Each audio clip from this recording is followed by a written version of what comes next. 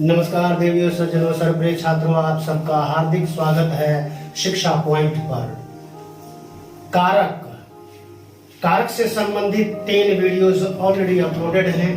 कर्ता कारक, कर्म कारक और करण कारक और संप्रदान कारक। ये दोनों करण और संप्रदान के लिए एक वीडियो अपलोड है, बाकी कर्ता के लिए सेपरेटली एक वीडियो अपलोडेड है और कर्म कारक के लिए भी एक वीडियो अपलोडेड है। आज बात करेंगे जो बाकी बचे हुए कारक हैं। 5वां कारक है अपादान कारक, 6ठा है संबंध कारक और 7वां है अधिकरण कारक। एक 8वां कारक भी माना जाता है जिसको संबोधन कहते हैं। तो इन चारों पर आज विस्तार से इस पर चर्चा होगी। इन पर कारक से संबंधित हिंदी में जहां कहीं परीक्षाओं में, चाहे वो प्रतियोगी परीक्षाएं हो या व्याकरण संबंधी हो, तो इन सभी परीक्षाओं में कारकों से संबंधित प्रश्न पूछे जाते हैं और इन चिन्हों को कहां पर प्रयोग में लाना चाहिए, किस कारक का प्रयोग कैसी स्थिति में प्रयुक्त होता है, इसमें थोड़ा सा कंफ्यूजन रहता है। लेकिन आज इस वीडियो के माध्यम से उसी कंफ्यूजन को दूर करने का प्रयास होगा। देखते हैं संबंध कारक का हिंदी के अपादान कारक का जो चिन्ह है हिंदी में वह है से। इसका अर्थ है अलग। अपादान का क्या अर्थ होता है? अपादान कहते हैं ध्रुव, यानी कि कोई निश्चित स्थान, वहां से अपाय होना यानी कि अलग होना। अपाय का मतलब है विश्लेष, विश्लेष का मतलब है अलग होना। जहां कोई निश्चित स्थान से कोई वस्तु, व्यक्ति अथवा कुछ भी अलग होने का भाव होता है, अलग होने का ज्ञान होता है, वहां पर अपादान कारक होता है। संस्कृत में इसकी परिभाषा है ध्रुवम अपायो अपायो अपादानम।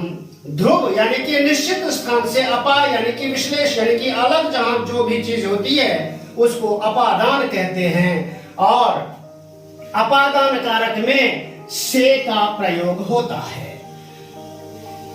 उदाहरण के लिए देखिए, पेड़ से पत्ते झड़ते हैं। एक ही उदाहरण बहुत है बाकी चीजों को सबको समझने के लिए। अब यहाँ पेड़ एक निश्चित स्थान है, पेड़ की टहनियां निश्चित हैं, अपनी जगह पर मौजूद हैं, पत्ते वहां से अलग हो रहे हैं। तो यहाँ पर ये जो से का सूचक है, ये अलग होने के अर्थ में अपादान कारक हो गया। घुड़सवार, एक और उदाहरण देखिए, घुड़सवार घोड़े से गिर गया। अब यहां घुड़सवार और घोड़े से, ये जो कारक के चिन्ह होते हैं ना, ये या तो संज्ञा शब्दों के बाद प्रयुक्त होते हैं अथवा सर्वनाम शब्दों के बाद प्रयुक्त होते हैं और या फिर विशेषण के बाद प्रयुक्त होते हैं। तो घुड़सवार घोड़े से गिर पड़ा। अब ये घोड़ा एक निश्चित स्थान, वहां से गिरने की क्रिया हो रही है, यानी कि घोड़े से कोई अलग होकर के ही गिर रहा है। ठीक जिस जैसे पेड़ से पत्ते अलग होकर के ही झड़ते हैं। तो ये तो अपादान कारक है, जहां अलग होने का, किसी निश्चित स्थान से किसी व्यक्ति का, वस्तु का अथवा किसी अन्य पदार्थ का अलग होने का ज्ञान मिलता है, उसे अपादान कारक कहते हैं और इसके लिए से चिन्ह का प्रयोग होता है। इसके बाद देखते हैं संबंध कारक। इसका जो निशान, इसके जो निशान हैं वो ऐसे हैं, का, के, की अथवा रा, रे, री। संबंध, हालांकि अगर संस्कृत व्याकरण की दृष्टि से देखें तो संस्कृत व्याकरण में संबंध को कारक नहीं माना जाता है। वहां शेष संबंध में षष्ठी विभक्ति का प्रयोग होता है। वहां पर 6 कारक ही होते हैं। संबोधन जो 8वां कारक है उसको प्रथमा विभक्ति होती है, तो उसको अलग से कारकों में गिनते नहीं है। तो वहां संस्कृत व्याकरण में 6 ही कारक होते हैं, कर्ता, कर्म, कर्ण, संप्रदान, अपादान और अधिकरण। ये 6 कारक होते हैं। लेकिन हिंदी में संबंध को भी एक कारक माना जाता है, इसलिए इसके निशान भी हैं। देखिए, जहां ये मैं, हम, तू, तुम, ये जो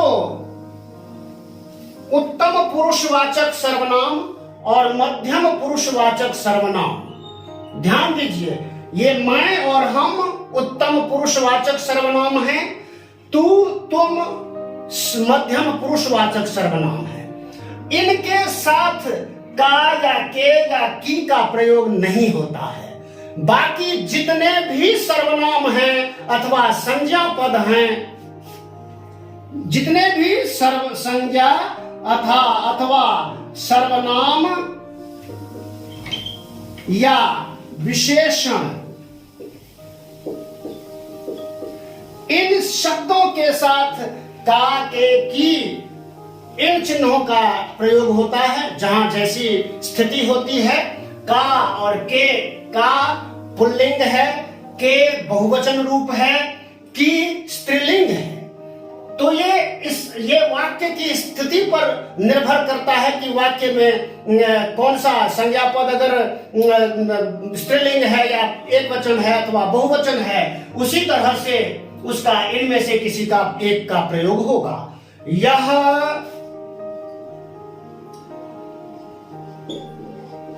दिनेश की पुस्तक है। पुस्तक किसकी है? दिनेश की। तो यहां की का प्रयोग हुआ क्योंकि यहां आगे पुस्तक शब्द नपुंसक लिंग है संस्कृत भाषा में, लेकिन हिंदी भाषा में यह स्त्रीलिंग वाचक है, स्त्रीलिंग शब्द है यह, इसीलिए की का प्रयोग होगा। यही अगर पेन का प्रयोग करना है, दिनेश का पेन है, अगर पेन शब्द यहां आए, यह दिनेश का पेन है, तो यहां का प्रयोग होगा। और ये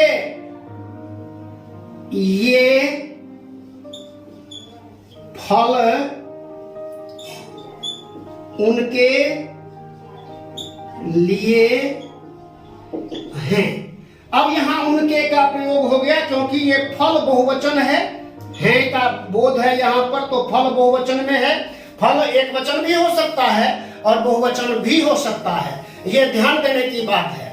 अगर तिर्यक रूप है तो फलों आदि रूप है, लेकिन अगर तिर्यक रूप नहीं है तो फल एक वचन भी है, बहुवचन भी है। वो अंत में क्रियापद से उसका आभास हो जाता है, उसका ज्ञान मिल जाता है कि ये एक वचन है अथवा बहुवचन। तो ये स्थिति बनती है इसमें। इसके पश्चात देखिए, अगर इन्हीं उदाहरणों को देख लीजिए, यह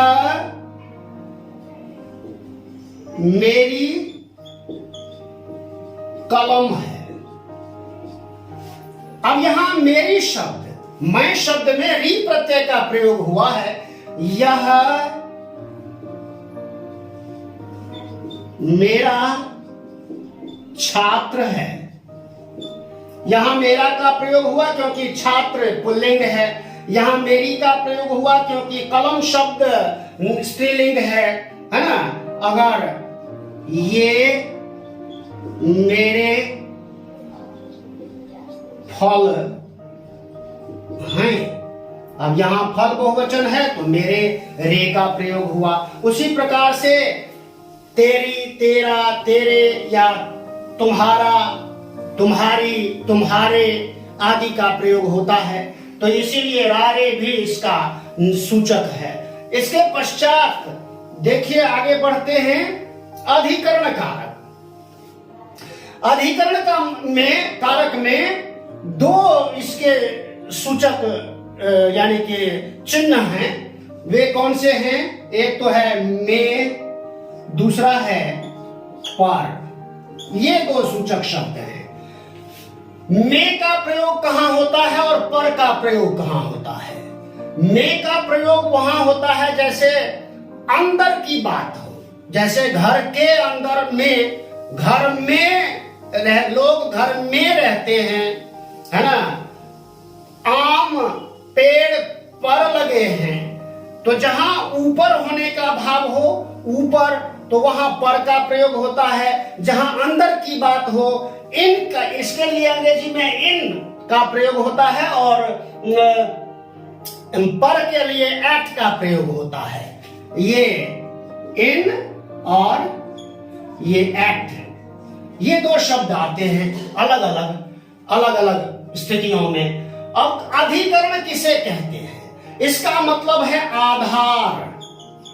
किसी वस्तु, संज्ञा, सर्वनाम, विशेषण आदि का आधार यानी बेस, टिकने का, रहने का जो भाव है, आधार है, उसे ही अधिकरण कहते हैं। संस्कृत में इसकी परिभाषा है आधारः अधिकरणम। आधार को अधिकरण कहा जाता है। तो इसमें में और पर का प्रयोग होता है। हम सब घर में रहते हैं, है ना। पक्षी पेड़ पर रहते हैं, है ना, और जानवर जंगल में रहते हैं। तो इस तरह से इनका प्रयोग होता है, बहुत आसान है। में और पर का प्रयोग बहुत आसान है। इसको अगर वाक्यों में देखा तो वाक्यों में, है ना, जंगल में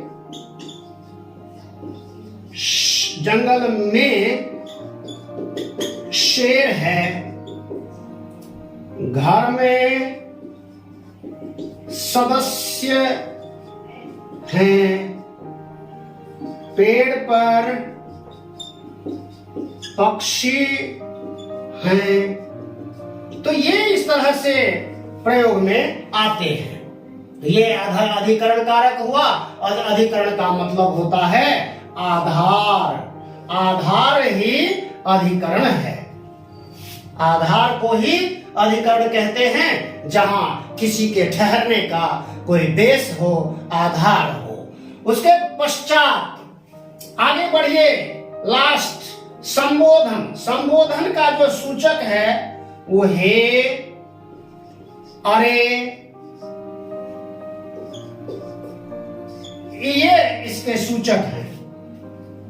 इसको संबोधन भी कहते हैं। और अगर हिंदी में अन्य दृष्टि से देखा जाए, शब्द के प्रकार की दृष्टि से, तो ये विस्मयादि सूचक भी कहलाते हैं। लेकिन यहाँ कारक की दृष्टि से जैसे कहते हैं हे भगवान, है ना, लोगों की रक्षा करो, जहां हे लगा जाता है, हे ईश्वर, हे परमात्मा, है ना, तो वहां पर अरे बात सुनिए, है ना। तो ये सब शब्द कई बार, अब ये अरे का एक विचित्रता है इस शब्द की। अरे करके जब बोलते हैं ना, तो कुछ लोगों को बुरा लग सकता है कि अरे रे रे करके बोल रहा है ना। तो ये रे शब्द, रे भी है एक, ये भी संबोधन है। संस्कृत में तो और भी शब्द इसके संबोधन पर है, भो, अरे, हे। अब हिंदी में ओ, है ना, ओ भाई सुनो। तो ये इस तरह से संबोधन, जहां हमें किसी को संबोधित करना होता है, बुलाना होता है, तो वहां इनका प्रयोग होता है। तो ये तो मैं बात कर रहा था अरे, तो अरे शब्द बुरा नहीं है, इसमें कोई रे रे वाला ऐसा कुछ नहीं है जिसको बुरा माना जाए। यह संबोधन है, किसी के लिए भी प्रयुक्त हो सकता है। इसमें बुरा मानने जैसा कुछ भी है ही नहीं और ना ही बुरा मानना चाहिए। कई स्थितियों में अरे अरे करके कैसे बात कर रहा है, ऐसी बात लोग करते हैं, अर्थात उनको यह बात बुरी लगती है, जबकि यह बात बुरी लगने योग्य है ही नहीं। तो ये सभी कारकों का आज इस वीडियो के माध्यम से पूरा का पूरा सारे के सारे कारकों को हमने जाना है, प्रस्तुत किया है ना। उसको आप सभी ध्यान में रखें, समझें और अपने ज्ञान का विस्तार करते रहें। चैनल को सब्सक्राइब जरूर करें। जब आप चैनल को सब्सक्राइब करते हो तो उससे अच्छा लगता है। लाइक भी कीजिए, शेयर कीजिए, बेल आइकन को भी दबाइए। सब्सक्राइब करने के बाद आपका ऐसा करना शिक्षा पॉइंट का मनोबल बढ़ाएगा। तो शिक्षा पॉइंट आपके लिए और अच्छी से अच्छी वीडियोस, एजुकेशनल, पॉलिटिकल, रिलीजियस और विविध विषयों पर जो वीडियो बनाता है शिक्षा पॉइंट आपके लिए, उसकी सबकी नोटिफिकेशन आपको मिलती रहेगी। धन्यवाद, नमस्कार, जय हिंद, जय भारत, जय भारती।